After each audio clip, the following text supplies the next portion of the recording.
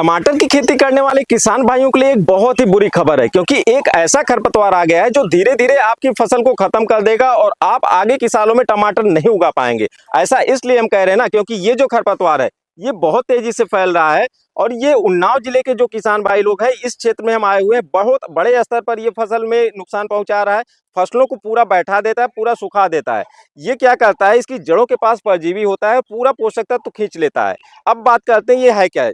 ये ओरोबैंकी कुल का एक जो है परजीवी होता है और इसे ब्रूम रोप कहते हैं। ब्रूम रोप नाम से ये जो परजीवी है, ये टमाटर की जड़ों के पास क्या होता है, जो टमाटर की जड़ें होती हैं उनमें एक गांठ बनाता है और गांठ बनाने के बाद उसी गांठ के पास से ये उगता है और एक अपना सिरा इसी गांठ में धंसा देता है और उससे पोषक तत्वों को खींचता है और ये जो है धीरे धीरे अपना विकास करता है। इसमें क्लोरोफिल नहीं पाया जाता है, इसलिए ये पीले और भूरे कलर का होता है। लेकिन जब ये जड़ ऊपर की तरफ आता है, मतलब कि मिट्टी से बाहर निकलता है और इसका जो फूल निकलते हैं, तो इसमें बैगनी कलर के फूल और नीले कलर के फूल निकलते हैं और ये जो है ना पूरी तरीके से अपने क्षेत्र को बढ़ाता है। आप देखेंगे तो जड़ों के चारों तरफ ये बहुत तेजी से विकास करता है। यहाँ के किसान भाइयों का एक अनुभव ये रहा है कि जहाँ पर ज्यादा पानी रहता है, मतलब कि सिंचाई ज्यादा होती है, वहां पर इसका विकास कम होता है। लेकिन जहां पर आप देखेंगे कि थोड़ा सा बेड बनाकर इसकी खेती हुई है, मिट्टी में ऊपर नमी की मात्रा कम है, वहां पर ये बहुत तेजी से विकास करता है।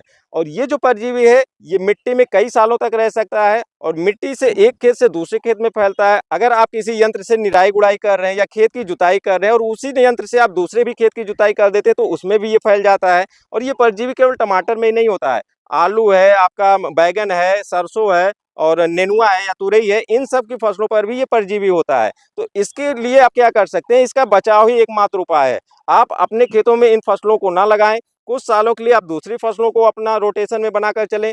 जब गर्मी आए मई जून के महीने में गहरी जुताई करके आप इसको अपने खेत को छोड़ दें। तेज धूप लगेगी तो इसके जो ये बैक्टीरिया है ये खत्म हो जाएंगे। तो इसी तरीके से आप इस पे कंट्रोल पा सकते हैं। और अगर आप इस कंडीशन में भी बार बार टमाटर की या फिर जो ये वाहक फसलें हैं इन्हीं को आप जो है उगाते रहेंगे तो आगे चलकर ये काफी ज्यादा समस्या करेगा। इस पर राउंड अप काम करता है, एक तरीके से खरपतवार है, राउंड अप तो जरूर काम करेगा।